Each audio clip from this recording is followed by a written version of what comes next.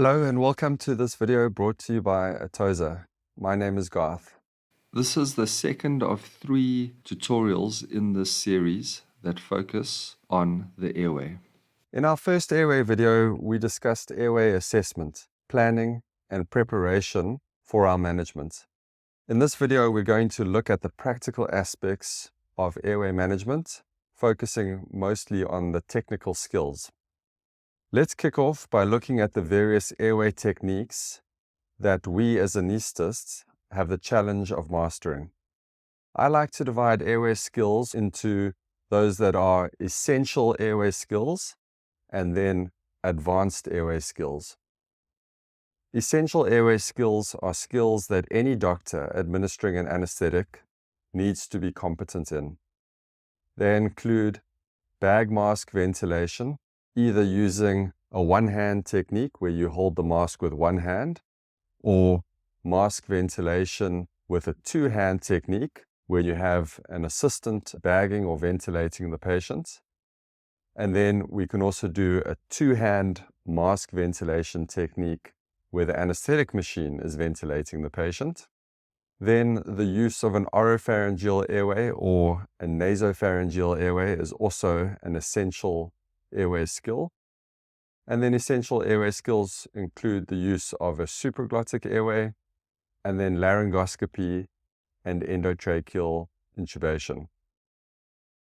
In addition to this, I also include front of neck airway management, so rescue surgical cricothyroidotomy, as an essential airway skill that all persons administering an anesthetic need to have an idea of how to do it so that they can execute it safely and quickly.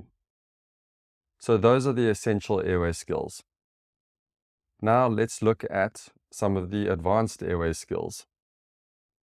And advanced airway skills are skills that only experienced anesthetists are likely to possess, and perhaps even only those with a special interest in complex airway management. So patients that require these airway techniques should be referred to centers that have specialists and equipment and expertise required to safely manage them. And there are a few examples of these advanced airway skills, but for the purposes of this talk, I simply want to draw your attention to the concept of awake airway management. So this is where we don't make the patient sleep. We manage and secure their airway while they are still awake. And this could be either awake videolaryngoscopy, it could be awake retrograde intubation, it could be awake fiber optic intubation, and then it could also be awake tracheostomy. So before we go any further into our discussion of the essential airway skills and routine airway management, perhaps now then is a good time to address the advanced airway topic of awake airway management, which we would consider in patients in whom multiple aspects of airway management are likely to be difficult, and for whom it would be extremely dangerous to try and manage the airway with the patient under general anesthesia. So you may be asking though, but why is an awake airway technique safer than a sleep airway management? What is it that makes a sleep airway management more dangerous in certain patients? And the simplest explanation is that general anesthesia may cause apnea, or it may cause varying degrees of hypoventilation. And when this happens, it's up to the anesthetist to ventilate or oxygenate the patient. And we can expect this to be difficult in certain patients, either because we can't get a face mask seal, or we can't successfully insert a supraglottic airway, or laryngoscopy and endotracheal intubation is going to be difficult. So then the patient is asleep, apneic or hypoventilating, and we're unable to ventilate or oxygenate them. And so they are at risk of hypoxemia and damage or death.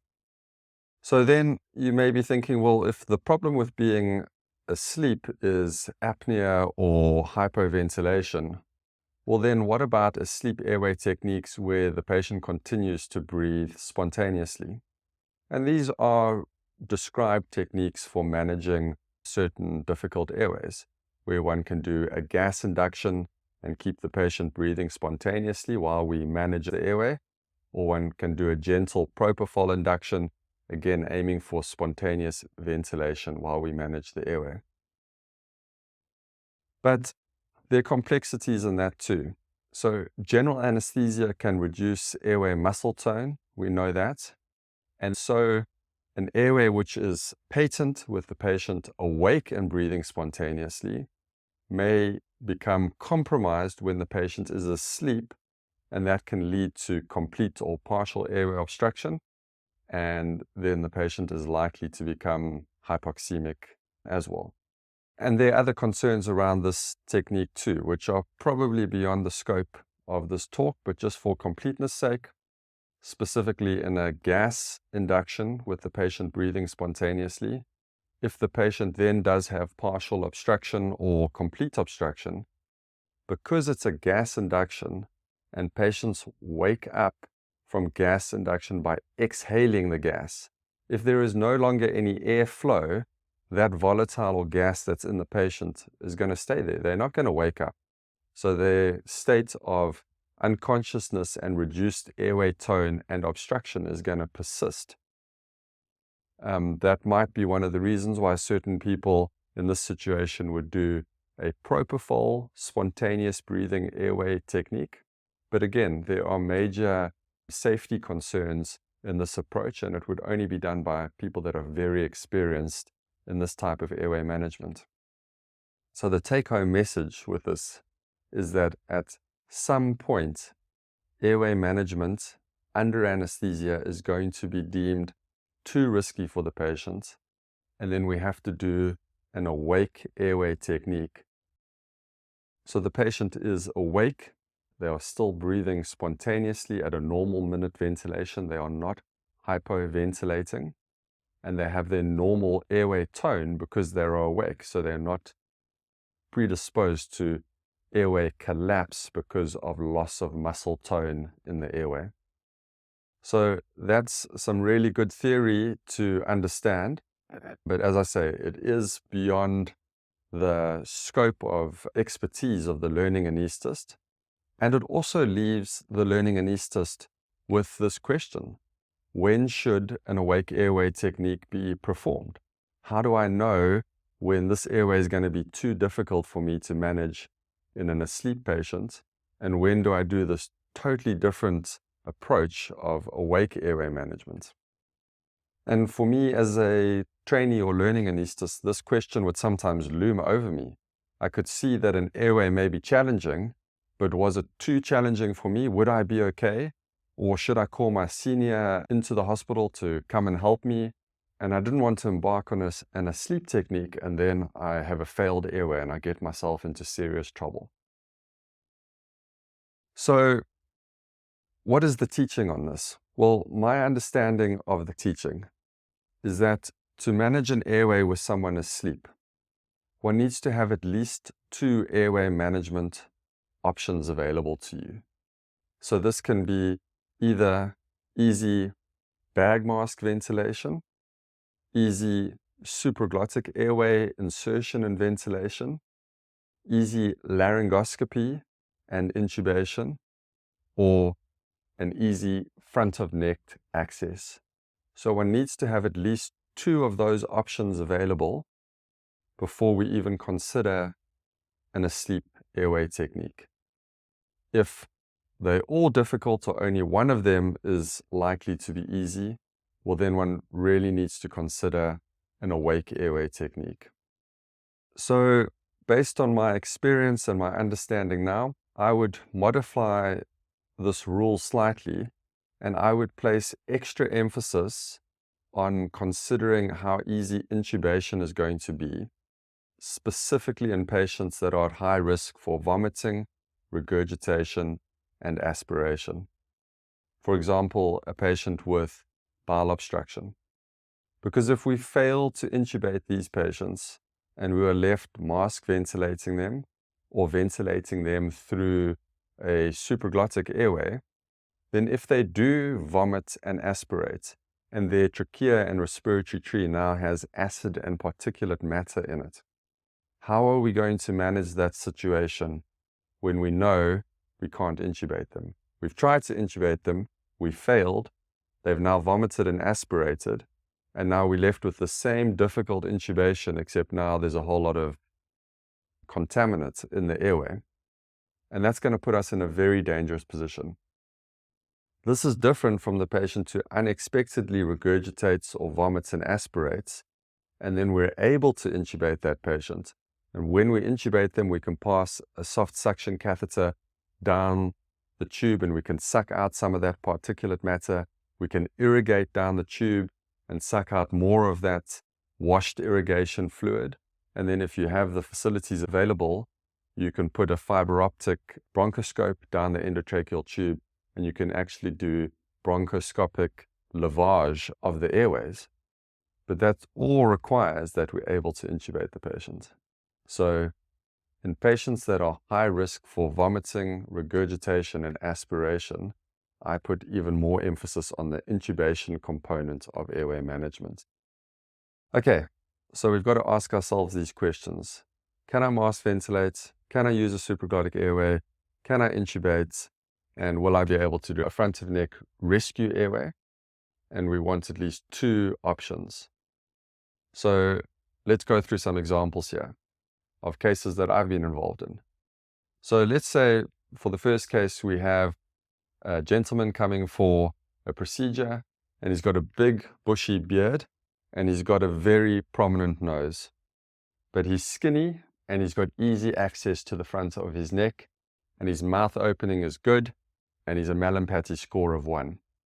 So we know that this patient might be difficult to mask ventilate. He's got a beard and he's got a big nose. So to get a seal with the face mask is going to be difficult. But his mouth opening is excellent. He's a Mallampati 1, so we suspect that laryngoscopy and intubation will be easy. We also suspect that inserting a supraglottic airway will be easy, and because he's skinny and he's got normal lungs, we don't expect any difficulty with that. And he's got easy access to the front of his neck. So he can have an asleep airway technique, even though we think that mask ventilation might be difficult. Here's another example. What about a patient with a fractured mandible? This patient also has a normal weight, they're healthy, they've got easy access to the front of their neck, but their mouth opening is only 1 centimeter. So for this patient, we might be worried if when this patient is asleep, if we can't open the mouth further, are we going to be able to put a laryngoscope in and perform an intubation? Are we going to be able to insert a supraglottic airway? Because most of those are thicker than 1 centimeter. But we know that mask ventilation should be easy because we could easily get a oropharyngeal airway into his mouth or a nasopharyngeal airway. And we also know that the access to the front of his neck is easy. So we suspect here that mask ventilation will be easy. And we have a backup plan that we have access to the front of the neck. And so again, this is a patient that could have an asleep airway technique. Specifically in this case, what we find is that most patients with fractured mandibles, when they're asleep and they're no longer in pain, one can actually open the mouth quite a lot more than while they're awake. But sometimes if the fracture is involving the joints, then one might not be able to open the mouth further. But in a patient like this, I wouldn't suspect difficulty with mask ventilation or with a front of neck approach. And even if we can just open the mouth slightly more, one would be able to get in a supraglottic airway. Okay, let's now move on to another example. What about an obese patient who weighs 150 kilograms, but his mouth opening is excellent. He's a Mallampati 2. He's got excellent neck extension. He's got normal teeth, doesn't have a beard, doesn't have a large nose. So this is a big patient, and this is a patient where we might be thinking if we use a supraglottic airway or we mask ventilate this patient, we might need higher inflation pressures than normal because of a big obese abdomen. But we wouldn't be suspecting that we can't oxygenate this patient using a face mask, or that we couldn't oxygenate this patient using a supraglottic airway. And then there's nothing here to suggest that intubation will be difficult. The patient's a Mallampati 2, the mouth opening is excellent, the neck extension is excellent, and so positioning this patient appropriately before we try to intubate him, we should be successful. So this is a patient that could have an asleep airway technique. And then lastly, what about a similar patient, also obese, but now with a short neck? In fact, this patient has had a previous C-spine fusion, and so it's got very poor neck movement. The patient also has quite a small mouth with a beard, and he's known to have sleep apnea. When you open his mouth, he's also got one rogue tooth sort of sticking down here in the middle, which you anticipate is going to be right in the way of your laryngoscope while you try to intubate this patient. Now, this patient's a different story. Here we suspect that with a beard and sleep apnea and obesity, mask ventilating this patient might be difficult. Inserting a laryngeal mask airway may be possible, but again, with the obesity and the history of sleep apnea, we know there's going to be quite a lot of soft tissue there, and will our supraglottic airway work? And then we can be very certain that intubation is going to be difficult in this patient. He's a Mallampati 3 or 4. He's got a tooth that's in the way. He's got very little neck extension. He's got a short neck. So we know that that's going to be difficult. It's likely that this patient will be difficult to do a surgical airway too, because short neck, overweight, can't extend. How are you going to access the neck to do your surgical airway? And now this is a patient that would make me start feeling a bit nervous. I don't know if when I put this person to sleep, I'm going to manage this airway safely. And so this would be someone that I would consider doing an awake airway technique in. Okay, so those are just some examples to talk you through how assessing each component of airway management with the idea of oxygenation and ventilation can help you make this decision. Okay, so earlier I listed a few of the advanced airway techniques that one could consider, such as awake fiber optic intubation, awake retrograde intubation, awake tracheostomy, and then there's also the option of awake video laryngoscopy. So we aren't going to go into detail on these advanced techniques.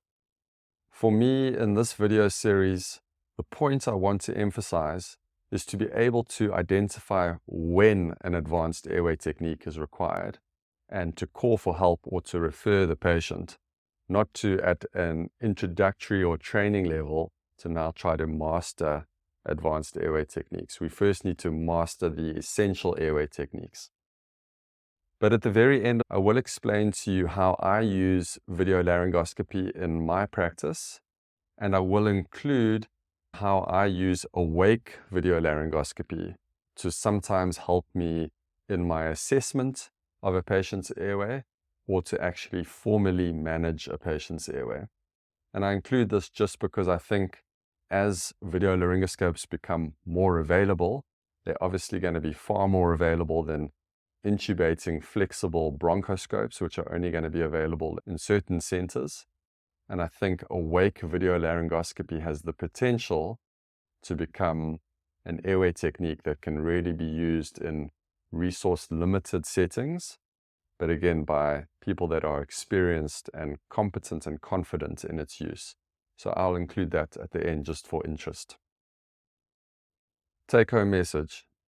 We now have an idea in our minds that some airways may be beyond our own airway skills, and some may require an advanced airway technique by a more experienced anesthetist or surgeon.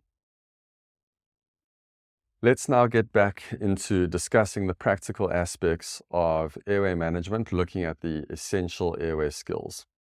So these essential airway skills are skills that are going to be relevant particularly to anesthetists in theatre, but also to doctors working in an emergency room or casualty situation, and then any doctor responding to a resuscitation in a ward scenario.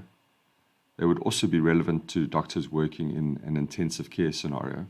Before we get into the actual technical skills of mask ventilation, supraglottic airway insertion, and intubation, I just want to highlight two other critical steps in your airway management.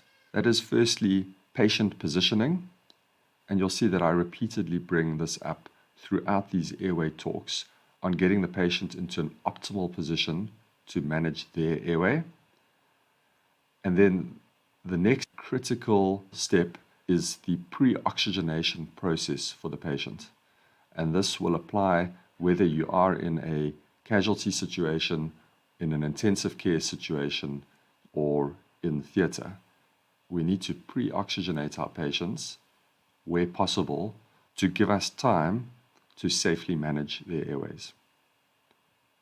So let's look at pre-oxygenation in more detail. The physiological basis behind pre-oxygenation is the following. If the patient is breathing 21% oxygen, which is the oxygen content of normal room air, then the percentage oxygen within the lungs is around 13%. When that patient becomes apneic, their resting lung volume, which is also known as their functional residual capacity, which is around 3,000 mils, will contain just 390 mils of oxygen. So that is if the patient has been breathing room air with 21% oxygen.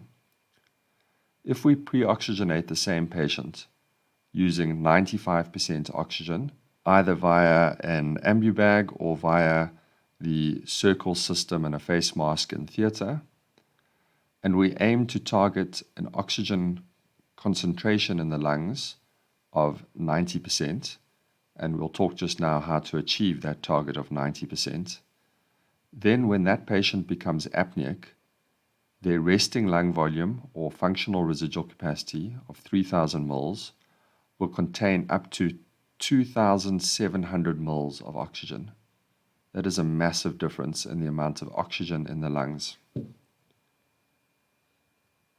And then if we look at that in terms of how quickly the patient will desaturate, in the patient that's just been breathing room air, that patient will desaturate to saturations around 90% within 60 seconds, which is very little time to manage the airway.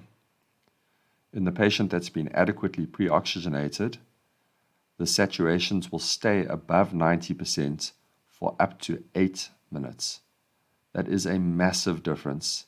That is a huge safety net for us to manage the airway and to manage complications that may occur during induction of anesthesia. So how do we achieve this pre-oxygenation target of 90% oxygen within the lungs? Well, the first thing is patient positioning.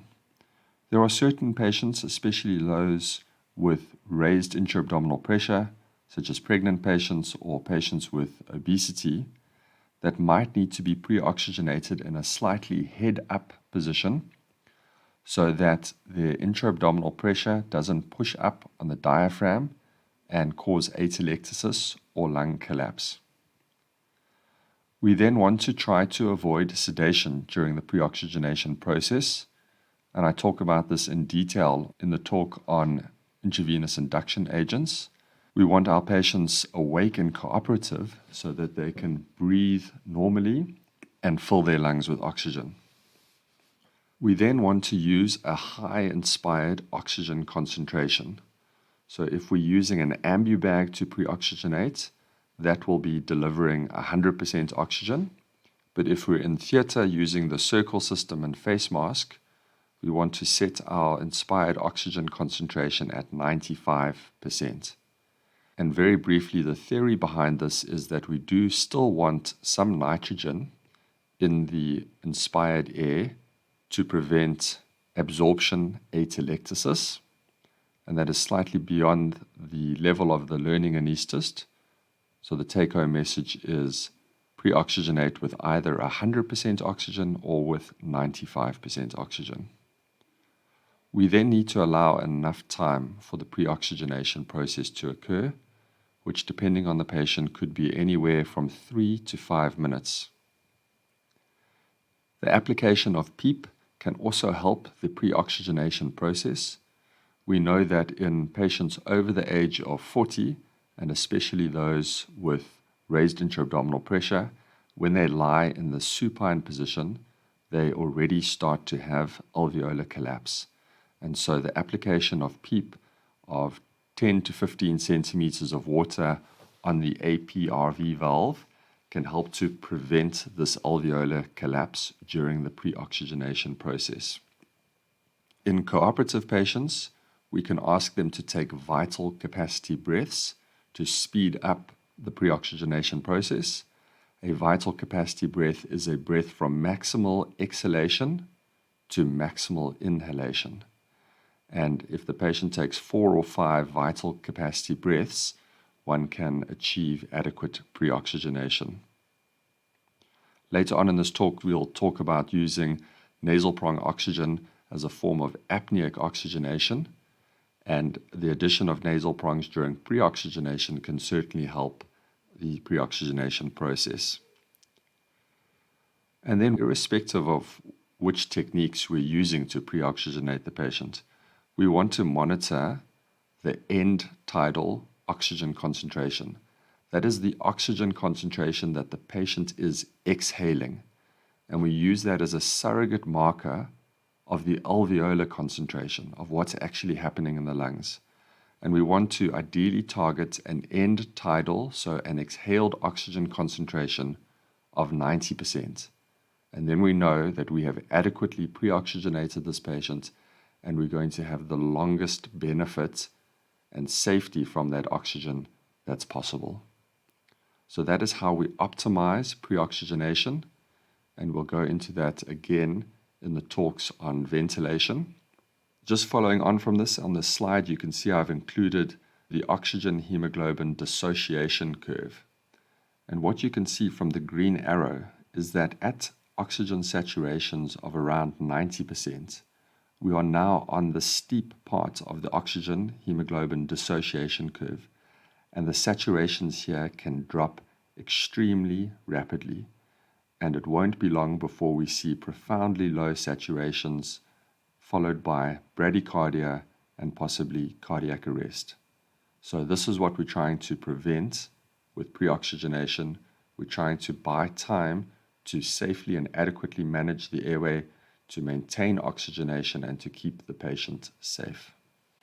Right, so let's move on now and look at the technique for mask ventilation. Hopefully you remember from our first airway video tutorial that we shared a mnemonic to help you remember when mask ventilation is going to be difficult, and that mnemonic is MOANS, MOANS. Also, remember that during bag mask ventilation, either during airway management in theatre or as part of a resuscitation, the primary focus of mask ventilation is oxygenation, just delivering enough air into the lungs to maintain a normal oxygen saturation. And our primary concern with mask ventilation is to prevent gastric insufflation. So that is to prevent us blowing air into the stomach, which will lead to distension of the stomach, which will splint the diaphragm, cause atelectasis, and then also worsen the compliance of the chest, which creates a vicious cycle where we blow even more air into the stomach. It can also precipitate regurgitation of gastric contents. So as that stomach fills up and it's under pressure, the contents can leak up the esophagus and go into the airway. And then blowing air into the stomach and then into the intestines can also make abdominal surgery much more difficult and lead to a number of surgical complications too. So we want to maintain oxygenation and we want to prevent gastric distension. So some of the key features of my technique when doing mask ventilation are, so I always have the patient in what we call a ramped or HELP position. So HELP stands for head elevated laryngoscopy position. Which involves placing a pillow behind the patient's head and neck to bring their head into an anterior or elevated position. And then a ramp position refers to significant ramping under the patient's thorax, their shoulders, and their head and neck to try and bring their head forward, and also to have the external auditory meatus at the same level as the sternal notch.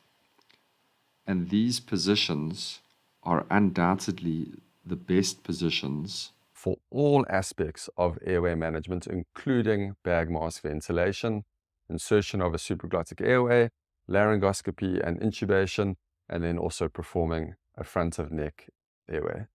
So this is the position we want to have the patient in, and there are a number of ways of achieving this position. We'll go into that just now.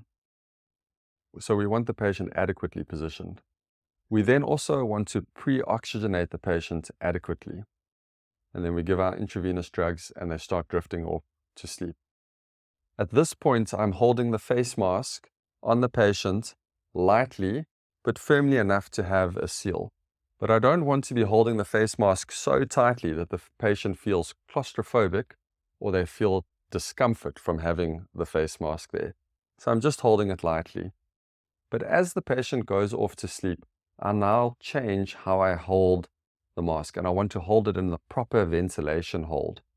And that is with my left hand, using my fifth digit, my pinky, on the angle of the patient's mandible, and then using my fourth digit on the length of the mandible, my third digit on the patient's chin, and then my first and second digits actually holding the face mask down onto the patient's face. So now that I'm holding the face mask correctly and the patient is asleep, I can then start to mask ventilate. And I do this by partially closing the APR valve to about 20 centimeters of water initially. And I attempt manual breaths by squeezing the reservoir bag with my right hand. If mask ventilation is easy, so I can see that there's chest rise, I can feel that there's easy compliance in the bag, I can look at my ventilator graphics and I can see a nice carbon dioxide trace, and I can see that I'm achieving adequate tidal volumes, then I can reduce the closure of the APR valve and limit it to 15 centimeters of water, and then continue with my anesthetic plan, whatever that is. So for example, I could then insert a supraglottic airway, or I could paralyze the patient and attempt laryngoscopy and intubation. But if mask ventilation is difficult or unsuccessful, there are a few other options that I can consider. But firstly, how would I know that mask ventilation is difficult? So I might feel or hear a leak from around the face mask when I squeeze the reservoir bag, and the reservoir bag may empty and not inflate. I can see that I'm not getting good chest rise in the chest. I can feel that the compliance on the bag is difficult, that I have to squeeze the bag quite firmly to get any chest rise. And then I can look at my ventilator graphics and I can see that I'm getting very little return of CO2 on my capnograph trace, and that my tidal volumes are very small. So those are all signs that my mask ventilation is difficult or unsuccessful.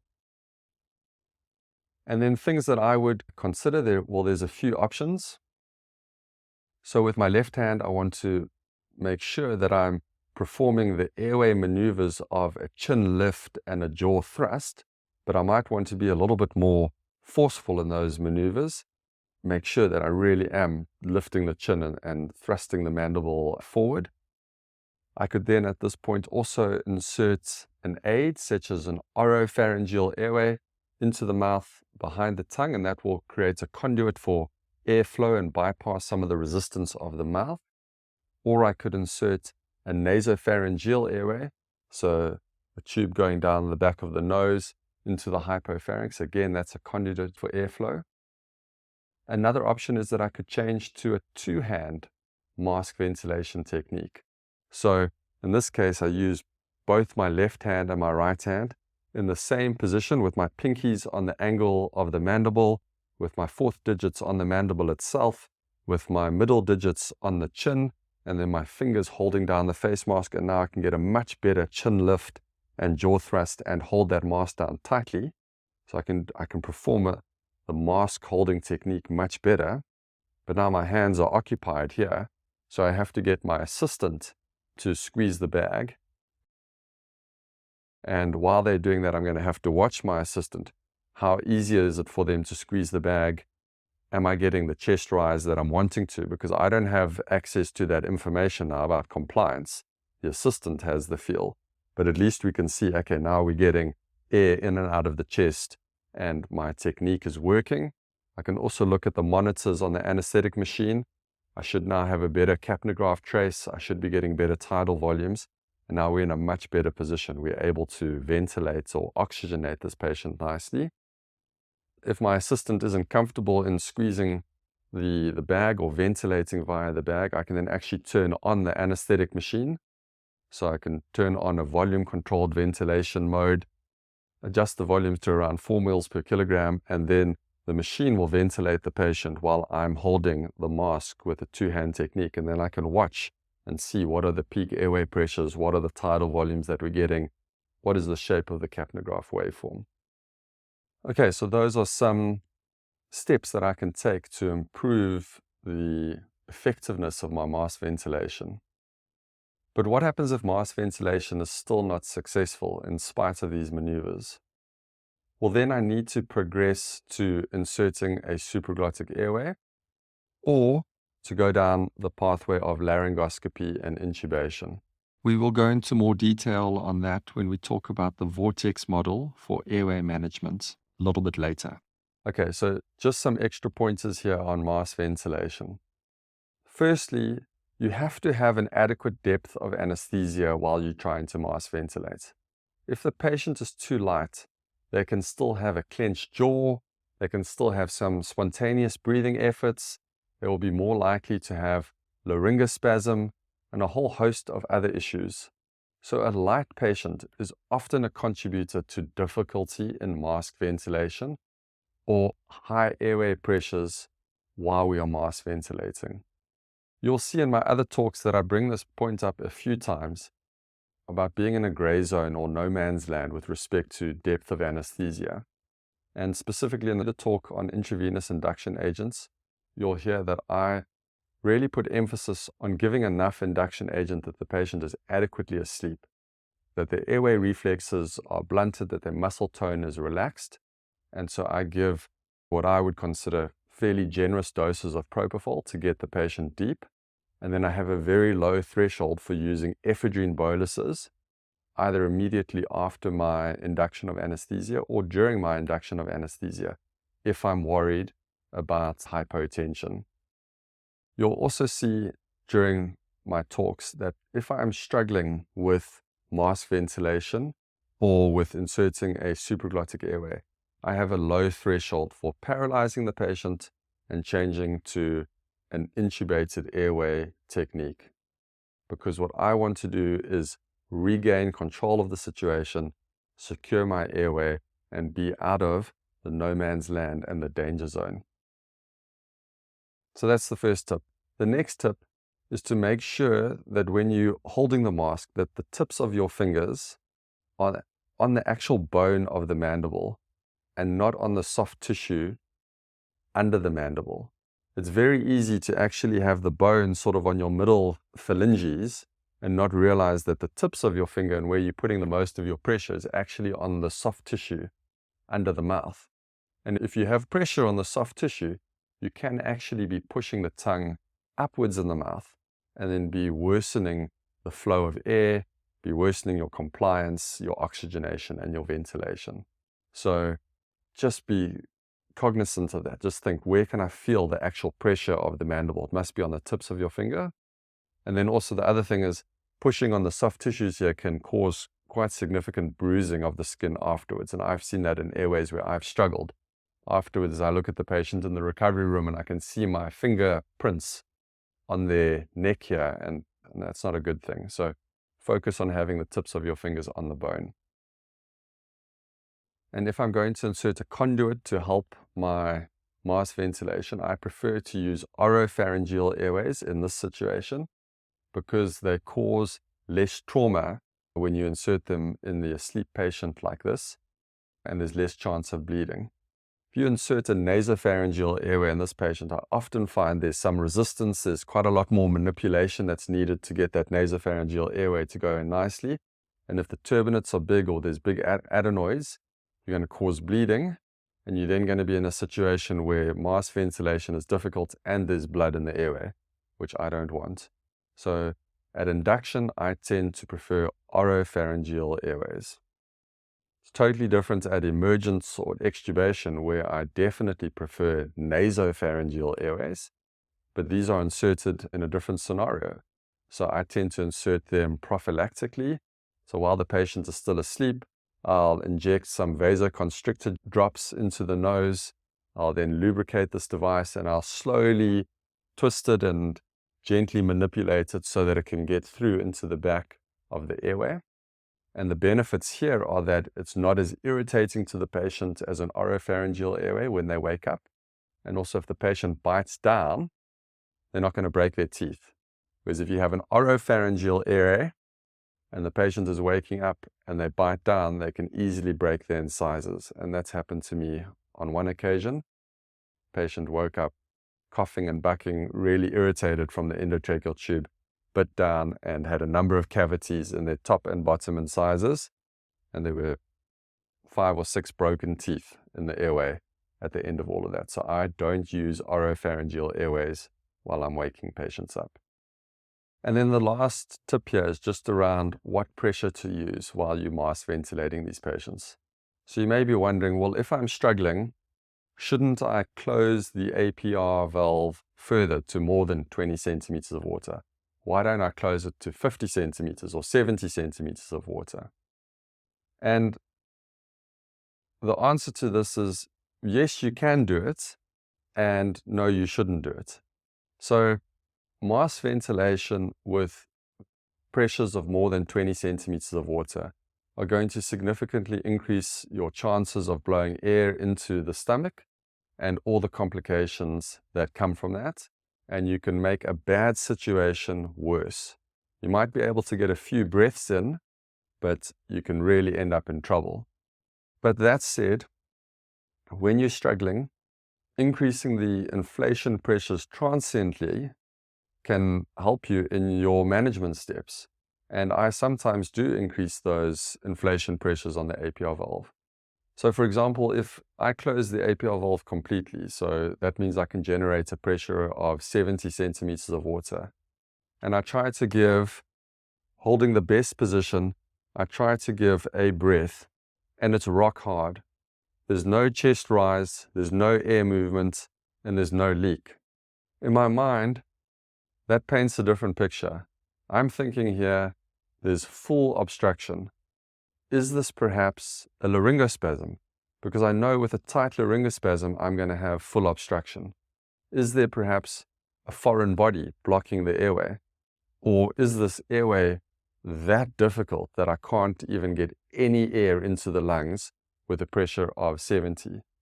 And so this would change my understanding of what's going on significantly.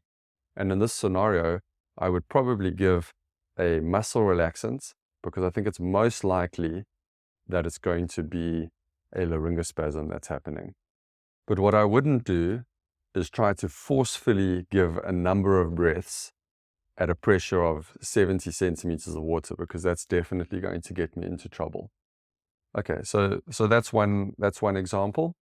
There are patients, though, that I sometimes also use higher initial APR valve settings, and this may be perhaps in the obese patient where I'm a little bit concerned about this airway. They don't necessitate an awake airway technique, but I am concerned about how I'm going to manage the airway. And what I might do for those patients is, as they go off to sleep, have my APR valve set at 40 or 50 centimeters of water, give one breath, see that there's chest rise and that I can actually oxygenate and ventilate this patient. breathe a sigh of relief myself, and then open the APR valve down to 20 centimeters of water, and now see what the compliance is like, and try to find a balance between the lowest pressure possible while I'm still able to deliver some tidal volumes. So as one gets more comfortable or experienced, one can play with the APR valve to try get the optimum conditions for managing that patient. But broad principles, take-home message, you want the lowest inflation pressure possible to prevent gastric distension, and certainly at pressures above 20, you're in the danger zone. And just while we're on this point, to emphasize the point again, that while we mask ventilating the patient at the beginning of an anesthetic, or if we're doing a resuscitation in CPR, the focus is not full ventilation. We are not aiming for full tidal volumes. We are aiming for just enough tidal volume to maintain oxygenation and maintain saturations. And that will probably be roughly half of a normal tidal volume, just enough chest rise. Remember, we've pre-oxygenated these patients. Their functional residual capacity is full of oxygen, and we just have to replace that bit of oxygen that's being used every minute. And we're not initially worried about carbon dioxide levels, so just focus on oxygenation. Okay, so that's my approach to and take on mask ventilation. And I recommend that in your daily practice, you practice some of these techniques, especially on patients with easy airways. You practice your mask holding technique with one hand, you practice with two hands, you teach your assistant how to assist you by bag ventilating, and then you also practice a two-handed technique using the ventilator to ventilate. So if you do it on young, healthy patients with easy airways, that's an excellent way to learn. Okay, so let's now move on to the technique for inserting a supraglottic airway. So you may remember from the first airway video that the mnemonic for difficult supraglottic airway insertion is RODS, R-O-D-S. And then there are two scenarios in which we can insert a supraglottic airway. So firstly, we can be inserting this device when it's our chosen or planned device for this anesthetic, and we're aiming to do full or normal ventilation through this device during the anesthetic. And then the next scenario is that we are inserting this device as part of our airway management when another technique has failed, like we're failing at mask ventilation or we failed at intubation, and now we're putting in a laryngeal mask airway to gain control of the situation, to allow for oxygenation while we consider our next step or our next management plan. Are we going to continue with a supraglottic airway, or are we going to try something different so that our intubation is successful? So there's two scenarios in which we can be using a supraglottic airway. The key concerns that I have during this technique are again avoiding high ventilatory pressures, which again can cause gastric insufflation, the same as using a bag mask ventilation technique. High pressures also mean that there's more likely to be a leak around the airway, which will result in your anesthetic machine alarming, the bellows or the bag emptying and not refilling.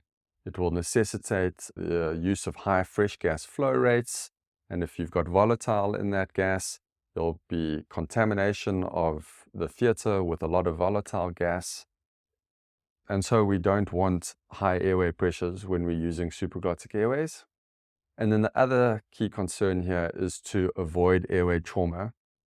So I think we're generally aware of the risk of traumatizing the airway during laryngoscopy and intubation. It's quite an invasive thing. We're putting in a metal device and feeding a tube down between the vocal cords. And I think we classically think that supraglottic airways cause less trauma, which they do. But if you use them inappropriately, they can also cause significant trauma. If we're rough if we are forceful in our insertion, if they aren't lubricated adequately, if we overinflate their cuff, and then also if we strap them in under force, pushed back into the airway, then that can cause pressure damage as well. Okay, so there are a number of supraglottic airways on the market. They're divided into first generation devices, which have a simple design with an inflatable cuff. These are significantly cheaper. They're generally smaller in size, and so they're easier to insert into mouths that can't open widely or have very bad or loose teeth. These devices normally tell you on the back of them how much air you can safely insert into the device to avoid high pressures. And they also tell you what the maximum recommended cuff pressure is for these devices. So just as an aside, the gold standard for any form of cuff pressure monitoring within Airway is to have an actual pressure gauge in theatre to check the cuff pressures. But I'm yet to work in a hospital where these devices are available in every theatre. And so we have to go on surrogate ways of measuring cuff pressure. And for supraglottic airway devices, not over distending them with volume is one of the key ways to prevent overpressurizing the cuff.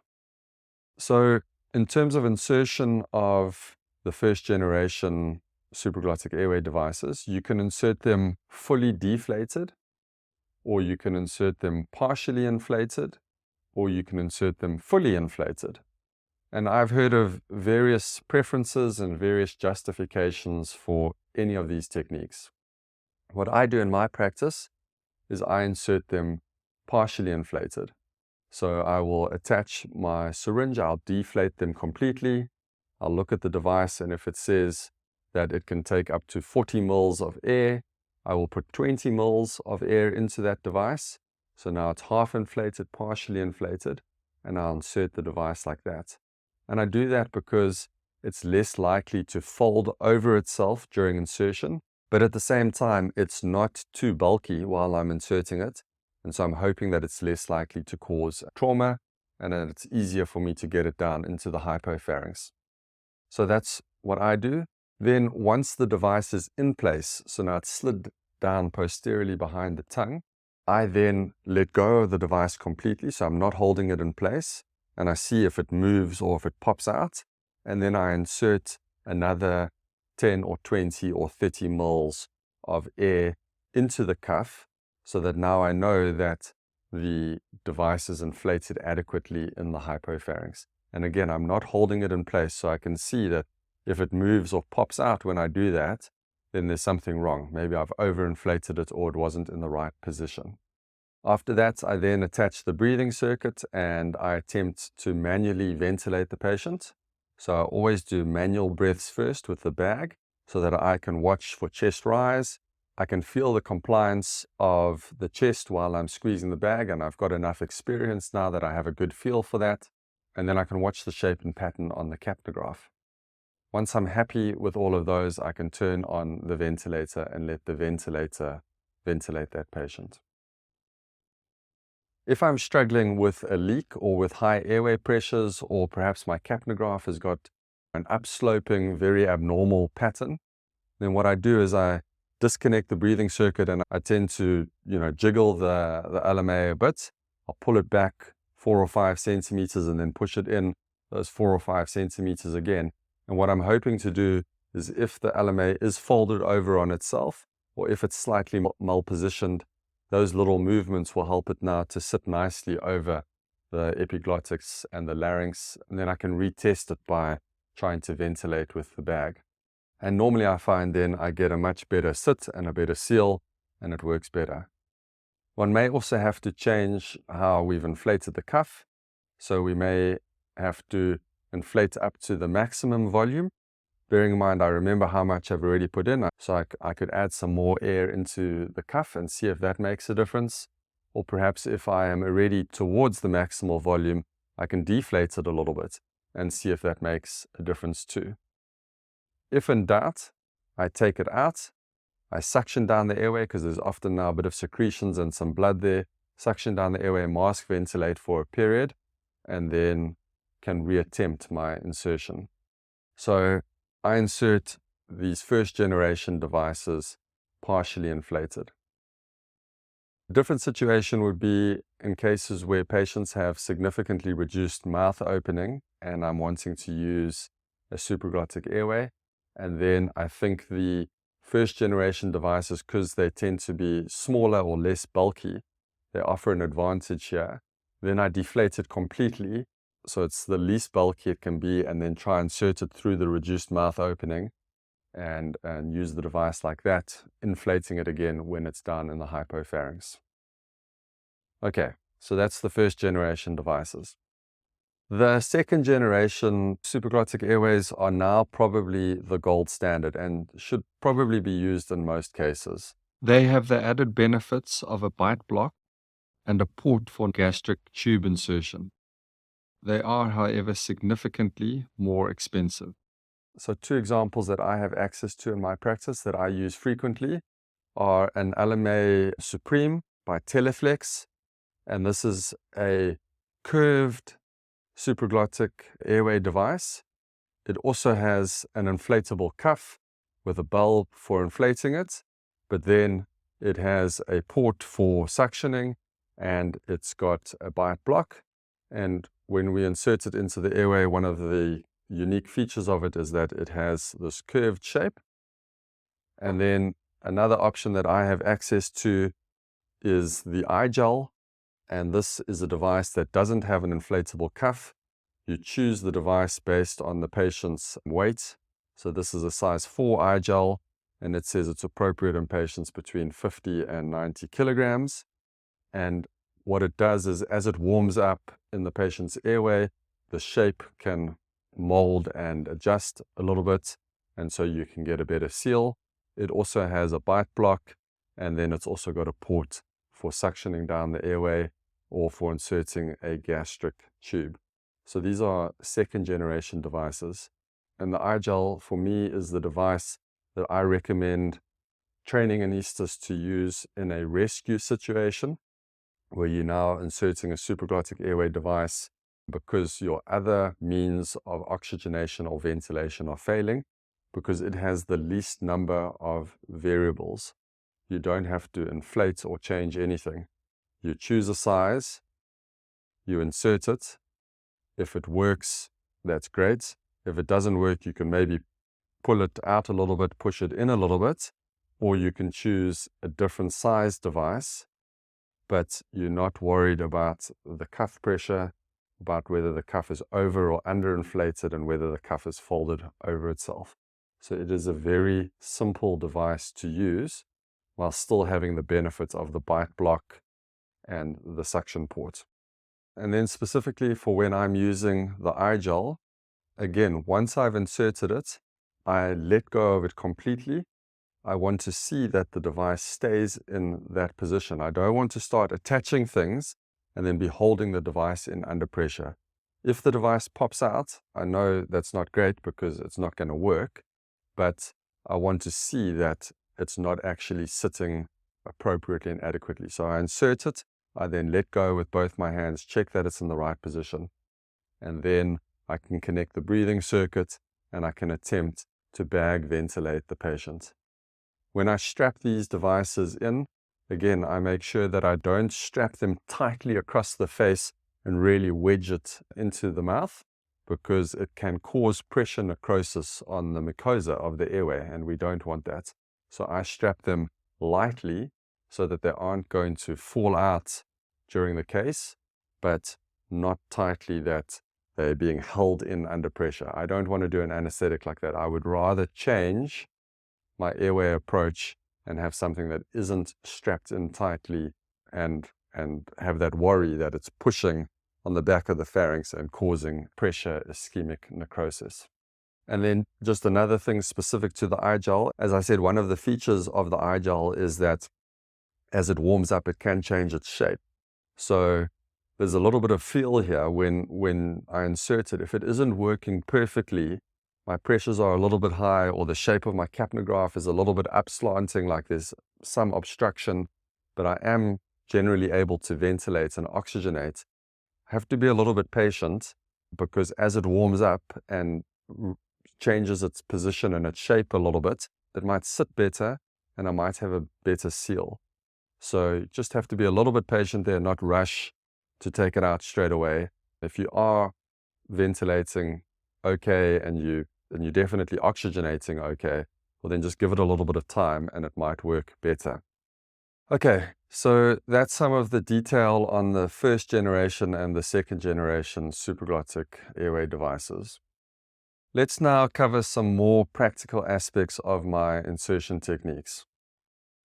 So again, without a doubt, the best position for the patient to be in is the ramped position or the HELP position, the head elevated laryngoscopy position. It's the best position for all your airway approaches. Okay, again, pre-oxygenate your patients adequately. Make sure that you're starting your airway management with the biggest safety net of oxygen that you can. Then propofol is the induction agent of choice for the use of supraglottic airway devices. If you can't use propofol for some reason, then maybe you shouldn't be using a supraglottic airway device. And propofol is so good because it blunts the airway reflexes and it makes these devices more tolerable. As I said, for bag mask ventilation, it's the same with supraglottic airway insertion. We need to achieve an adequate depth of anesthesia. Otherwise, your attempts may fail. So I've said that propofol is the best agent for inserting these devices, but you have to give an adequate dose of propofol so that you get the propofol benefits. If your dose of propofol is too low and the patient is still in the excitation phase of anesthesia, partially asleep, then you're not going to get the benefits and you're going to get yourself into trouble with coughing, gagging, laryngospasm, bronchospasm, regurgitation, all sorts of things. So use an adequate dose of propofol. And then when I'm inserting these devices, what I do is I have the airway device in my left hand and I have my hand on the patient's head, and I gently, by pushing on the patient's head, I can gently extend the neck, and then I ask my assistant to push down on the patient's chin to open the patient's mouth so that I can then insert the airway.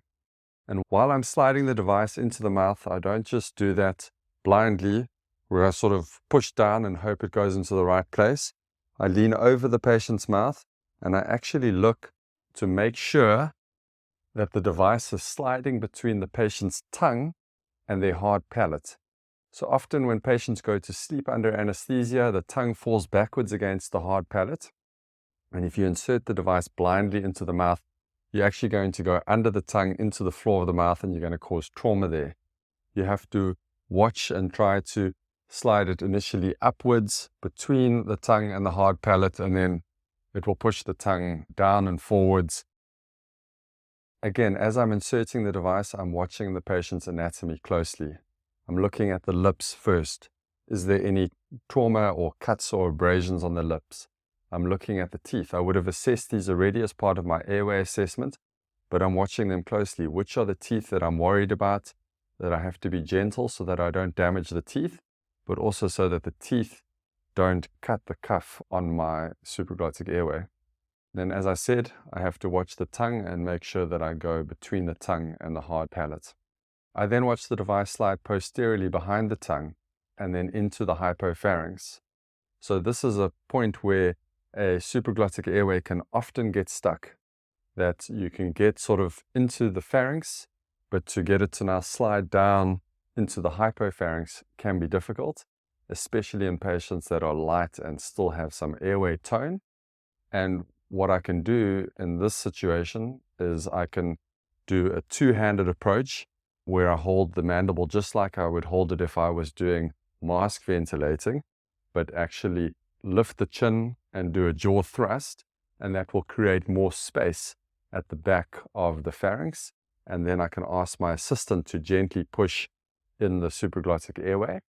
So that's a two-handed chin lift, jaw thrust technique to create space for the supraglottic airway. Or what I can do is I can get a laryngoscope and then gently slide the laryngoscope in posterior to the tongue and lift up slightly, and that will create some space for the supraglottic airway to go posterior to the tongue and then into the hypopharynx. But both of those approaches will not be possible in a patient that isn't adequately deep, because they will cough or move or gag or laryngospasm or bite on the laryngoscope, and that airway, that muscle tone there, will prevent the device from going posteriorly. What you don't want is to be forceful at any point, because you can tear the posterior wall of the pharynx, you can cause lots of bleeding and edema, and you don't want to be in that situation. So inserting a supraglottic airway is a gentle gliding it in process.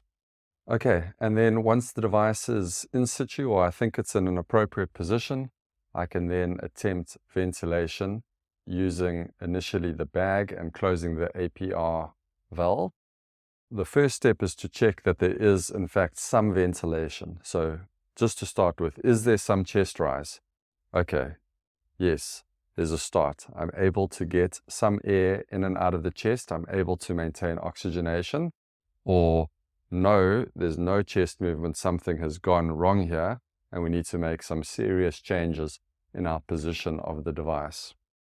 Then the next thing is, if I am able to ventilate, I want to look at what pressures I'm achieving for the tidal volumes that I'm delivering. And here I ideally want my peak airway pressures to be less than 20 centimeters of water, because above this will risk gastric insufflation and distension of the stomach. And if this is the case, I need to now make some smaller adjustments. I might need to pull the device back a little bit, push it in a bit further, jiggle it around a bit so that if it is folded or mal-positioned, it can maybe sit a bit better, and I can get better compliance and lower peak airway pressures. As I've said before, the cuff may be overinflated or underinflated, so I might need to adjust how much air I've put into the cuff, and then the device might be partially folded on itself, but hopefully jiggling it and moving it in and out a little bit will help undo that. And then there's always the potential of secretions or blood in the airway from the insertion, especially if I've struggled a little bit to insert it, in which case I would then want to take it out, clean it, suction the airway nicely, and then reinsert it.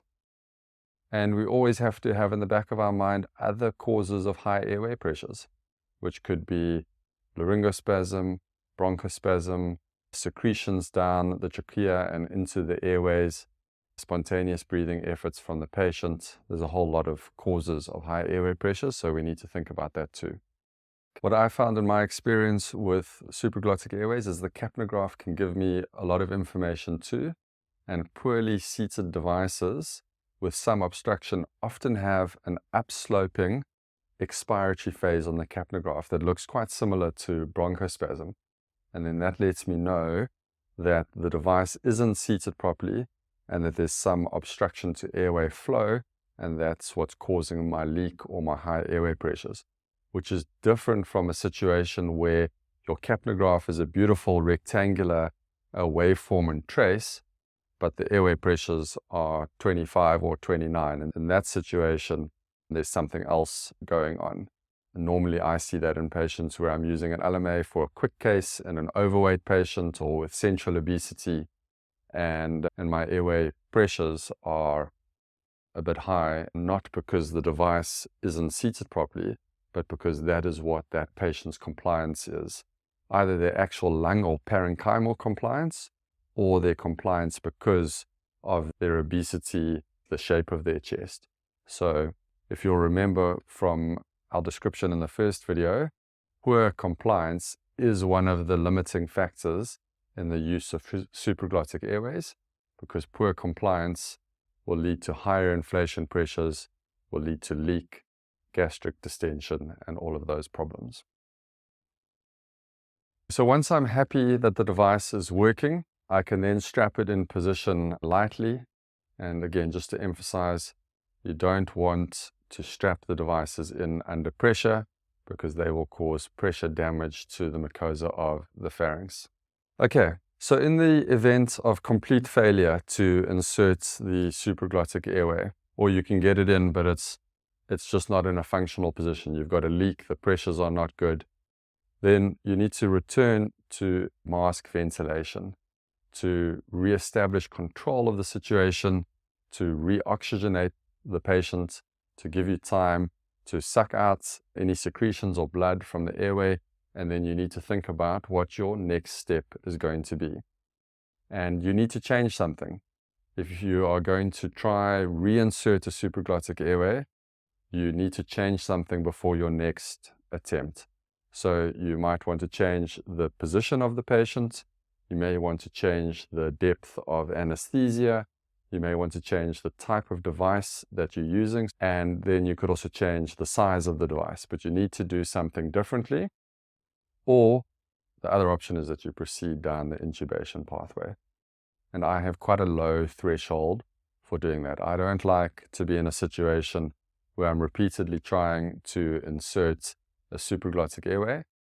I know the algorithms will say that you have a maximum of 3 attempts, but with fiddling and adjustment, if I'm not being successful, I would rather go down the intubation pathway.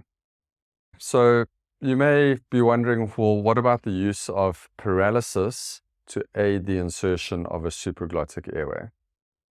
So when using a supraglottic airway as a rescue attempt, when mask ventilation and or intubation has failed, so now we're in a situation where we're really struggling with this airway and we're worried about oxygenation of this patient, then I think you must paralyze the patient. Paralysis in these situations will increase your chance of successful airway management. It will increase your chance of successful mask ventilation, successful supraglottic airway insertion, and successful intubation. And the airway algorithms for this situation where you are struggling with an airway is to paralyze the patient. And in fact, that line of can't intubate, can't ventilate, people now say you're not in a can't intubate, can't ventilate scenario until the patient is paralyzed and you can't intubate and you can't oxygenate or ventilate. So in that situation, I advocate the use of muscle paralysis. But what about paralyzing patients so that we can use a supraglottic airway device as part of our planned airway management for that surgery? So this is a situation where you're able to mask ventilate the patient easily, but you are just struggling to put in the supraglottic airway device. Every time you put it in, it pops out, or there's a leak, or there's high pressures. But you really want to use that supraglottic airway device for this patient. So can't you just paralyze them and use that device? Well, you can, but it's not that simple. And I would advise against trainee doctors doing this. I think if you're in this situation as a trainee doctor, you should rather paralyze the patient and intubate them. And this is because when I've tried this technique in patients, I don't do it often. Maybe I've done it 5 to 10 times in situations where I'm just not having success with the supraglottic airway. I find that then during the surgery, when the paralysis starts to wear off, I frequently have problems with my supraglottic airway device at that point again. So as the paralysis wears off and the airway tone returns to some extent, and the patient starts taking some spontaneous breaths, I find then the device wanting to dislodge or pop out of the airway. And now I'm struggling with the airway midway through the procedure. And I often just end up intubating those patients in any case. So I would say my hit rate there is probably 50%. Half of them I've managed just fine with the paralyzed airway, and I thought, oh, this is great to paralyze them, and now I can use the supraglottic airway. But half of them I end up in trouble later on during the case. So I would advise against that in the trainee anesthetist. There are some surgeries, though, where I might plan to use a supraglottic airway with the patient paralyzed right from the start. But the emphasis here is that I'm not paralyzing the patient to get the supraglottic airway in. I'm paralyzing the patient as part of my plan for that surgery. So an example of this might be some of the ophthalmic surgery that I'm involved in, where I don't want the patient to move during the surgery. I also want the eyes to be central. I don't want them to be rolled back superiorly, which often happens under general anesthesia. So I don't want movement. I want the eyes to be in a central neutral position. But then I don't want the difficulty of waking up the patient and extubating them, where they might cough and buck and gag and then raise their intraocular pressure and all of those problems that come from that. So in this situation, I could use a supraglottic airway device because I know waking the patient up with that device is going to be really nice, but I want them paralyzed for their surgery. That's different from paralyzing the patient specifically to get a supraglottic airway device in. So paralysis and supraglottic airway device is a bit of a gray zone. Like I say, I would recommend that you don't do that as a training anesthetist, that if you need paralysis, then rather secure the airway, have the endotracheal tube in situ, and that will mean that you can focus on the other really important parts of your job and your anesthetic and not keep coming back to this airway where you're having difficulty. So supraglottic airways are amazing and excellent and really enjoyable when they work. They can also be like the most frustrating things when they don't work. And I guess in some patients, they just unexpectedly don't fit and they just don't work as well as what you think they would work. But in general, they are excellent devices and they're an excellent rescue device when you're in trouble in a can't intubate, struggling to ventilate scenario. You paralyze the patient, you put in the supraglottic airway device, and they work most of the time. So they are excellent devices to have available and to be really comfortable with their use. Okay, so now let's move on to intubation. So let's discuss my technique for a sleep, laryngoscopy, and endotracheal intubation. Endotracheal intubation has a number of airway benefits. It's a definitive airway, meaning that it's less likely to complicate or need further intervention or adjustment compared to a supraglottic airway. Once it's in place and it's strapped and secured, it's less likely to give you hassles during the case. The airway is the most secure that it can be. It protects the lower airways against aspiration. So you insert the endotracheal tube, you blow up the cuff, it's got the least chance of vomitous or regurgitated contents or blood or secretions going down into the airways. It also allows you the most variability in terms of your ventilation. You can use higher PEEP levels. You can change your ventilatory modes far more easily, and you can definitely ventilate sicker lungs more successfully with the endotracheal tube. Also gives you, because of your better ventilatory parameters, gives you much better control over your carbon dioxide levels. And so for high-risk procedures or patients with severe metabolic problems or cardiorespiratory problems, it definitely gives you the best control there. It allows you to position the patient in strange ways for their surgery with a lower risk of airway failure during that positioning, such as the prone position or the lateral position or the beach chair position or a steep Trendelenburg position. So in my anesthetic practice, I have a simple rule. When in doubt, I intubate. If I'm unsure about whether the patient is an aspiration risk, I intubate.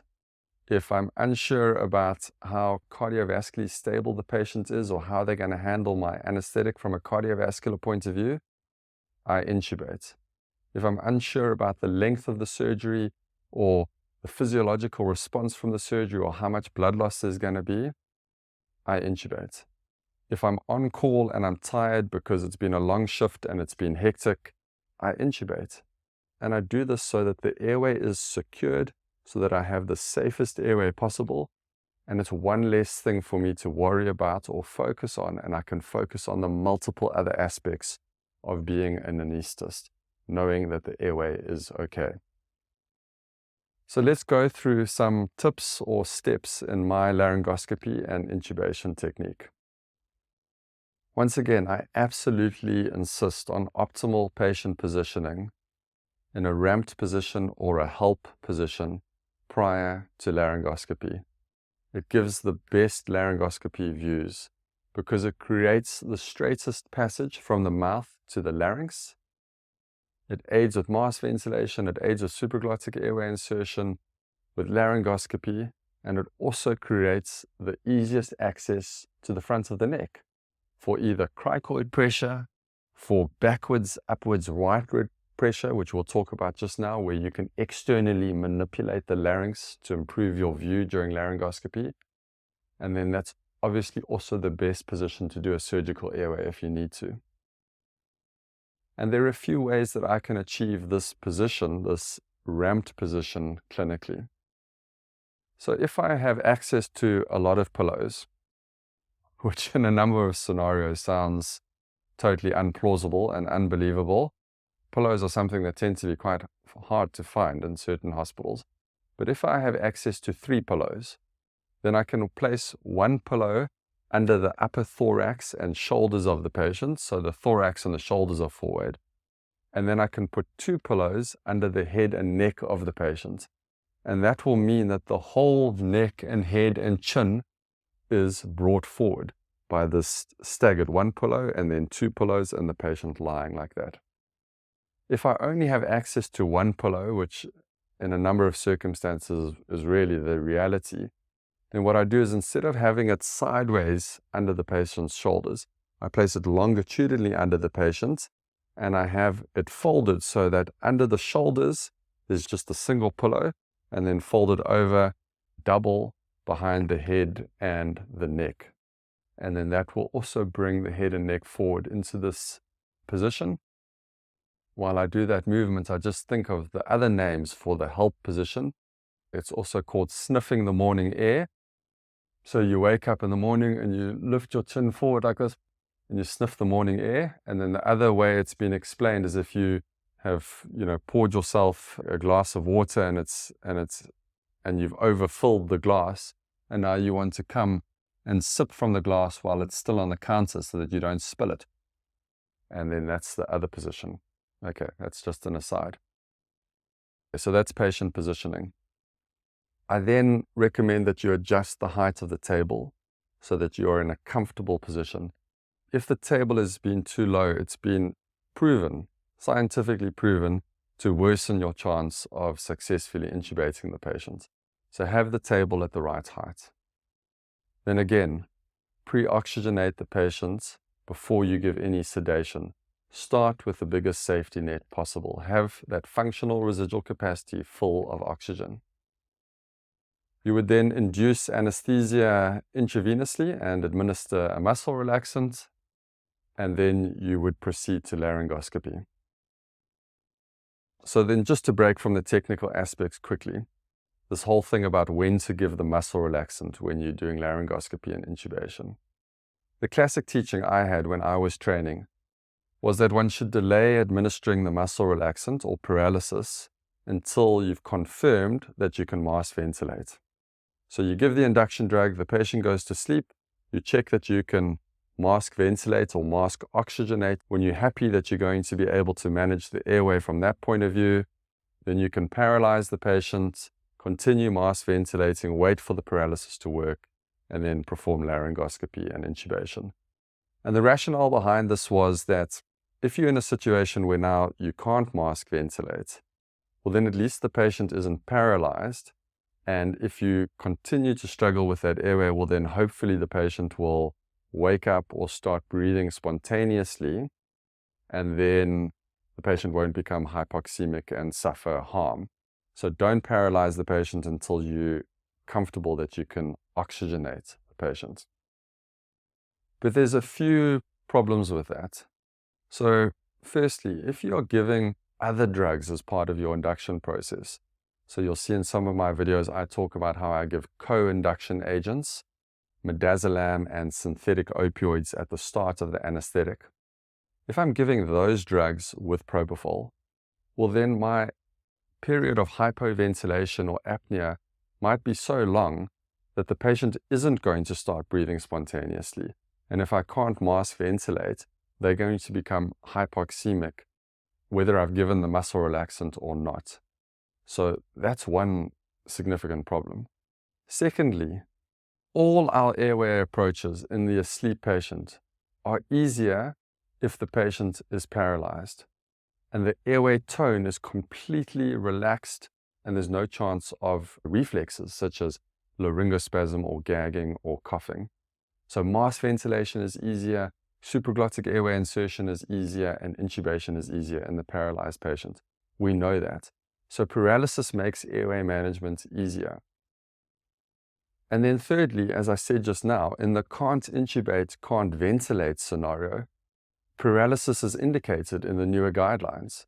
So as I said, it's not can't intubate, can't ventilate until the patient is paralyzed and you can't intubate and you can't ventilate. So this whole idea of delaying giving your muscle relaxant until you've confirmed that you can mask ventilate, it's a bit of a gray zone. And so in my practice, in the majority of cases, I don't wait to confirm that I can mask ventilate before paralyzing the patient. I've done my airway assessment. I've done my planning. I'm not doing an asleep airway technique on someone where there is significant doubt as to whether I can manage their airway. I've done the basics well. I'm confident that I have at least 2 airway approaches available, either mask ventilation, supraglottic airway insertion, intubation, or front of neck airway. Otherwise, I shouldn't be doing an asleep airway technique. I should be doing an advanced airway technique.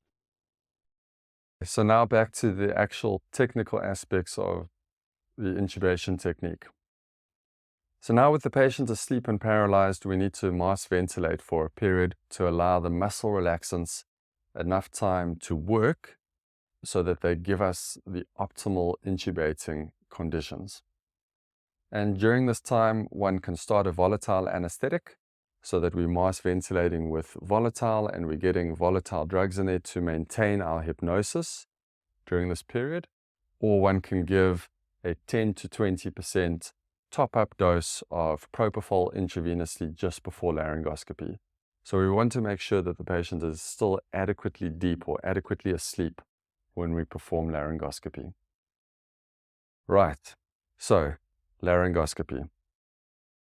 The way I think about laryngoscopy is I view it as an airway examination, which may or may not result in an intubated patient. But intubation is not the focus.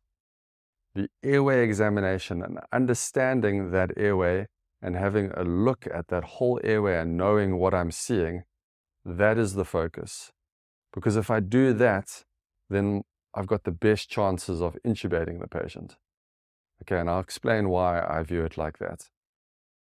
So when I'm teaching this to trainee doctors, what I want is at the end of the laryngoscopy, I want the doctor to have usable information and not just an intubated patient. Okay. So with the laryngoscope in my left hand, and again, my right hand on the patient's head, I can push on the patient's head, gently manipulate it to try bring the neck into a slightly extended position. I can then again ask my assistant to push down on the patient's chin and to open the mouth so that I can insert the laryngoscope. At this point, I take note of the condition of the patient's lips and teeth. Are there any cracked teeth, chipped teeth, missing teeth that I didn't notice while I was examining them in the ward? Are there any teeth that look sharp, that may damage my endotracheal tube, or teeth that look very loose? I then insert the laryngoscope blade into the right side of the patient's mouth. Not the middle of the patient's mouth, the right side of the patient's mouth. And I advance it posteriorly, taking note of the tongue and the hard palate. And as I'm going posteriorly, I want to push the tongue over towards the left of the patient's mouth. Okay, so we are moving the tongue away laterally to the left of the mouth. We are not squashing the tongue anteriorly into the floor of the mouth. That's not going to work. Then as I advance the laryngoscope further, I'll have a view of the tonsillar pillars. If the patient still has their tonsils, I'll see the tonsils and I'll get a view of the soft palate. All the time focusing on displacing the tongue laterally towards the left of the mouth, and that is to create space in the mouth. If you squash the tongue in the center of the mouth. There's only so much the tongue can squash, and it's just going to mean you don't have a good view. It's going to take up too much space, and you're not going to get a good view of the vocal cords. Okay, so now we posterior to the tongue, we're going to slide the laryngoscope blade even further posteriorly, and then the hypopharynx is going to come into view with the epiglottis. And at this point, we should be able to see the vallecula at the base of the epiglottis, and we want to aim for the tip of our laryngoscope blade to sit in the vallecula of the epiglottis. And to get there, as we're now moving the laryngoscope in further deeply, we're going to have to start lifting the laryngoscope. And what we're doing is essentially relative to the patient. We're pulling the laryngoscope in an anterior plane and then in a caudal plane. So it's like a 45 degrees anterior and caudal. Because you're standing above the patient, it's going to be up and caudal. So up and caudal, 45 degrees that way, but relative to the patient, it's actually anterior and caudal. So lift up and pull down towards the feet. And that will help open space with the mandible and the floor of the mouth so that we can get the tip of the laryngoscope into the vallecula, we can lift the epiglottis, and we can then see the vocal cords. What we don't want at this point is to be flexing our wrist and then levering on the patient's teeth. So any of that movement with the laryngoscope is going to cause damage to the patient's teeth. We need to be pulling it forward. Right, so performing laryngoscopy like this means that I have excellent knowledge of the patient's upper airway. And in different situations, it might reveal different information. I might see edema or swelling of the airway, which could be really important in patients that have had burns or patients that have had a period in ICU and they've been extubated, but now they've got residual edema and swelling of that airway. I've even diagnosed masses in the hypopharynx that have then gone on to be biopsied and have needed treatment for malignancy because I've picked them up during laryngoscopy. It will also enable you to see if there's any foreign bodies or blood or secretion or gastric contents from regurgitation. Because we're having a look as we go down, we can see these things and we can then suction under vision. And I once even found a SIM card from a cell phone in a patient's hypopharynx. So the patient had been shot, come to hospital, obviously had the SIM card in his mouth to protect it or to hide it. I didn't see it while I was examining him preoperatively, put him to sleep, and then as I was going in with the laryngoscope, I found the SIM card there, and I could have easily pushed that down into the trachea and blocked his carina and been in an absolute disaster situation. But paying attention to the airway as I was inserting the laryngoscope, we could see the SIM card. If one doesn't get a good view of the cords, because we are slowly assessing the anatomy, we actually get clues as to what the problem might be and how we might be able to overcome this situation. We know exactly where we are in the airway and where the problem is. And that might be that we need to manipulate the larynx externally. We might want to change to a McCoy laryngoscope. We might want to use a bougie or a video laryngoscope, but we have a lot of information there. So too often I've seen inexperienced intubators, whether this is training anesthetists or intubators on the ward during a resuscitation situation or in the casualty situation, almost insert the laryngoscope blind into the airway, deeply blind into the airway, lift up, have a look, not see what they're hoping to see, not see a nice, beautiful view of the vocal cords, and then have no idea what to do next. Do I go forward? Do I come backwards? Is it left or right? Where am I in this airway? You've got no idea because you've inserted it blindly, so you don't know how to manipulate the laryngoscope to help you. And also, you might have caused trauma while you're inserting it like that. So this is a hit and miss situation that you don't want to be in, and you've got no chance of improving your technical skills or improving your success rate if it's hit and miss like that. It's either going to work or it's not going to work and you don't know why. But doing it slowly and methodically and doing it as an airway examination means that you can improve your technique and you can get better at what you're doing. In these situations as well, where the laryngoscope is just almost blindly put into the mouth, it's almost certain that it's in the center of the mouth and they're squashing the tongue into the floor of the mouth. And that's just not going to work. You are going to have lots of bad views. You have to go in the right of the mouth and displace the tongue laterally towards the left. So one of the dangers of performing laryngoscopy badly is that you then struggle, you panic, you start becoming more rough, you cause trauma, bleeding, edema, and you can damage the teeth. So let's just talk a little bit about protecting the teeth. So when it comes to the teeth, the first step is to examine the teeth properly as part of your pre-op examination. And it's a little bit awkward because it's not so nice to point out to patients, hey, I see you've got a cavity here, or you've got a chipped tooth, or you're missing a tooth. It's a little bit awkward to say that to patients, but we have to do that. We have to say to patients, one of the risks in anesthesia is damage to your teeth. Because we put breathing devices into your mouth, and putting those devices in can damage the teeth, taking them out can damage the teeth. While you're waking up, you can bite on them. There's lots of reasons that teeth get damaged during an anesthetic, and it doesn't mean necessarily that I've done something wrong. Having an anesthetic means that your teeth are at risk.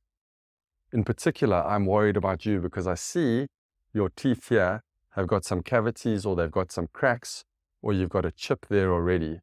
So your teeth are at higher risk of having a problem, and I just need to tell you about that, and I need to document on the form here that I've spoken to you about those teeth in particular. So that's how you protect yourself medico-legally and how you counsel the patient appropriately.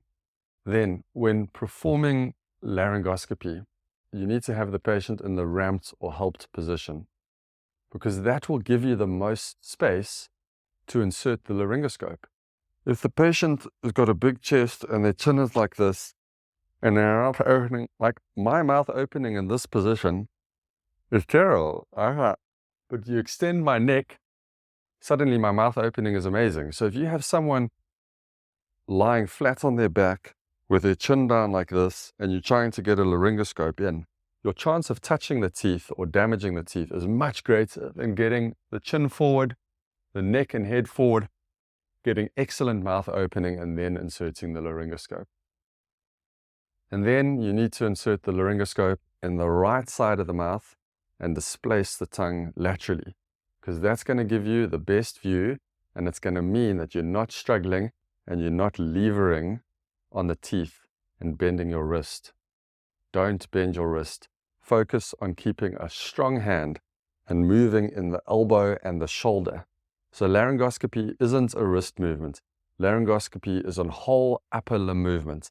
I'm using my shoulder to lift the airway, anterior and cordial at a 45-degree angle. That's the movement. There's no movement in the wrist. So if you intubate patients like that, you've got much less chance of damaging the teeth. And then just something about bite blocks at extubation. So patients, when they wake up, they can bite down on the endotracheal tube or on the supraglottic airway. And so it's useful to insert a bite block. What I do is I roll up some non-sterile gauze and I sticky tape it, and then that sort of wedge I put under the molars. And we put it under the molars on the side of the mouth because those are the strongest teeth and they're made for generating a lot of pressure. If you put it on the incisors, biting down onto the tube or even onto some gauze with your incisors, if the incisors are weak, those incisors will break. Okay, so a bite block under the molars, and don't use an oropharyngeal airway as a bite block. It's hard plastic. If patients bite onto that, they're going to break their teeth. So those are the ways that I try to protect the teeth while I'm doing laryngoscopy and intubation. Okay, so what do you do if you get a suboptimal view during laryngoscopy? Well, you need to change something to improve your next attempt. And there's a few things that we can change. You can change the patient's position. You can improve their position by getting them into the ramped position or even amplifying that position. So maybe you thought they were in that position, but get an extra pillow, ramp them more. You can use a different sized laryngoscope blade. So maybe you were using a size 4 blade, you can use a size 3 blade, or you can use a different type of laryngoscope. Maybe you want to try use the McCoy blade where you can flex the tip of the laryngoscope, or if you have the option, you can use a video laryngoscope. Then you could insert a stylet into the endotracheal tube, which will enable you to adjust the curvature of the endotracheal tube. So this will certainly help you for anterior larynxes, where you only see a portion of the vocal cords or you just see the epiglottis. This will enable you to bend the tube so that it can come anteriorly towards the vocal cords by adjusting its curvature. You could externally manipulate the larynx. So this is something that I frequently ask my assistant to do. I ask them to hold the larynx, and then I can tell them which way to manipulate it while I'm watching. Okay, push it to the right, push it to the left, push it in, lift it up, and I can give them instructions. But the classic maneuver is called burp, B-U-R-P, and it stands for backwards. So you push it in backwards, then upwards, pushing it more cephalid. Backwards, upwards, rightwards, towards the right, rightward pressure. And that will help to bring the larynx into view.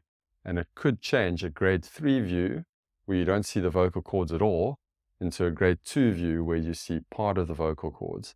And that can significantly help you with your intubation. And this is not the same as cricoid pressure. Cricoid pressure is pushing down on the cricoid ring of the larynx to occlude the esophagus. This is a different technique. Cricoid pressure often actually hinders your view of the larynx because it's just a downward pressure. This is a technique to try and improve your view of the larynx. Okay, and then something that I also do frequently in my practice is I use a gum elastic bougie to intubate the patient.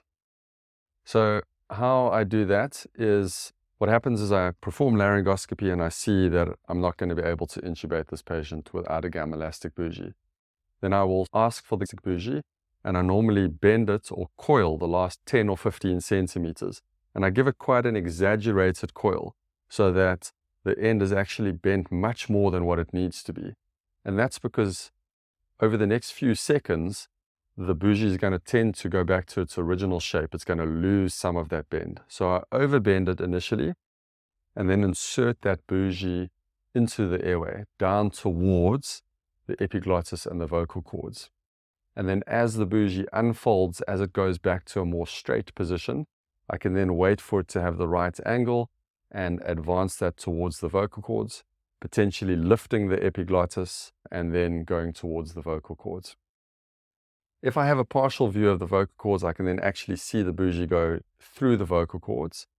Or if I have a blind view where I can't see the vocal cords at all, what I'm doing is I then rotate the bougie in my fingers, slightly to the left, slightly to the right, gently advancing it until I feel it go down the trachea.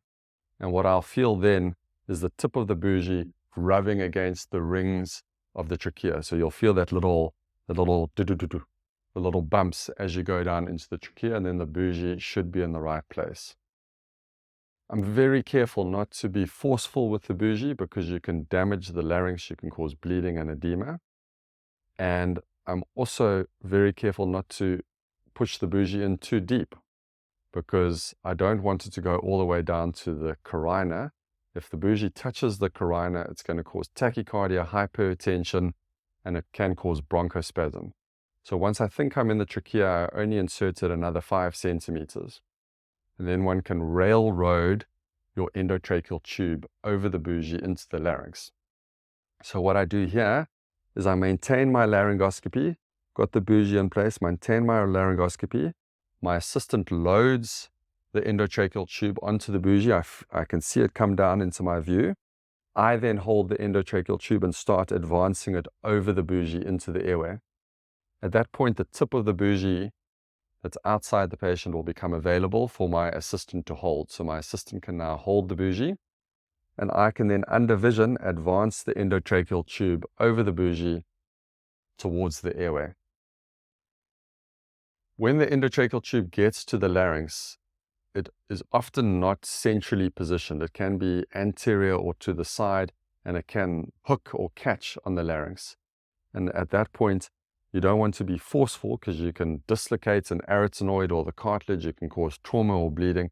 At that point, one often needs to gently twist and rotate the endotracheal tube, either trying clockwise or trying anti-clockwise, so that the tip of the tube then falls by chance in between the vocal cords, and you can twist it in and you can advance it down the trachea.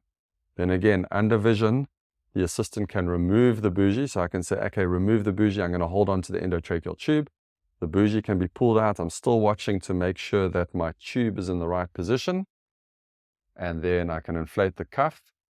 And obviously now it's been a difficult intubation. So what I'm most worried about here is that the tube has actually gone down the esophagus and we are not in the trachea. So at this point, we're going to check to see that our tube is placed correctly. And the gold standard for that, you'll see in the ventilation talk, the gold standard for that is capnography. Start bagging the patient, look at the capnograph, and I want to see 6 capnograph waveforms. And that is almost 100% specific and sensitive for a tracheal intubation. Less than 6 still could mean that I'm getting carbon dioxide back from the stomach. If I have no capnography, then I'm definitely in the esophagus. So that's the technique for using the bougie. Lubrication, really important while using the bougie. So you want to lubricate the bougie so that it goes into the airway nicely. You want your endotracheal tube to be lubricated nicely, but you also actually have to have some lubrication on the top of the bougie or inside the endotracheal tube so that the tube can slide nicely over the bougie as you advance it. Otherwise, the two plastics are going to get stuck on each other. And I've had a situation where we've had the endotracheal tube and the bougie in the trachea, and because it hasn't been lubricated properly, we're now trying to pull the bougie out. The same can happen with a stylet. You're trying to pull the stylet or the bougie out, and it's not sliding out easily, and then you end up dislodging the tube, and all your efforts are now undone. So you need some lubrication at the top end of the bougie, inside the tube, and then obviously on the outside so that it can slide easily in and out. Okay, it's amazing, like the hard lessons learned from just doing your job and the little tricks that you come up with. But yeah, lubrication of the bougie, definitely a big one. Not pushing the bougie down to touch the carina, also really important. Bronchospasm, you just don't want to have to be managing that. And there's even, if you look in the literature, there'll be case reports of trauma to the carina and the main bronchi from bougies and airway devices, where you then perforate and you cause a massive air leak and pneumothorax and tension pneumothorax and all of those things. So be gentle with the bougie, lubricate it well, and don't push it all the way down to the carina because you're going to get into trouble. Okay, so whether I've used a bougie or a stylet or just intubated the patient straight with an endotracheal tube, once I've intubated the patient, I hold the endotracheal tube securely in a pincer grip right at the lips and the teeth with my left hand and connect the breathing circuit with my right hand. I ask my assistant to inflate the cuff of the endotracheal tube because then I still have control of over the tube. I'm still holding it. But when I do that, I remember that I am responsible for the cuff pressure in my endotracheal tube. And I'm going to come back and I'm going to check that just now. But I first want to check that the tube is in the correct position. So my assistant will inflate the cuff for me. I'll hold the tube. And now I can bag the patient and I can check the capnograph trace. If I'm happy that the tube is in the right place, we can then secure the tube in position. I can switch on the ventilator so that can now take over ventilating the patient. And at that point, I will check the cuff pressure, hopefully with an actual cuff pressure monitor or by palpating the bulb of the cuff, which isn't ideal, but that's often how we have to do it. So if you have any doubt as to whether your endotracheal tube is in the esophagus or not, deflate the cuff, remove the endotracheal tube, suction down the airway, mask ventilate to now regain control, make sure that you are able to mask ventilate the patient. Take a few breaths, get yourself ready for the next step. If you're able to mask ventilate, you are still in control of the airway. You still have options available, but just regain composure and think about what you can change to make your next attempt successful. Okay, so that was essentially a standard asleep, non-rapid sequence intubation technique. Okay, so that concludes this video tutorial, which is the second of 3 airway tutorials in this course. And in the upcoming video, which is our 3rd airway video, we will continue to look at some of the technical aspects of airway management, and we will also look at an airway management algorithm, which is the Vortex model for airway management. So I hope you enjoyed this video, and look out for the next video on airway management.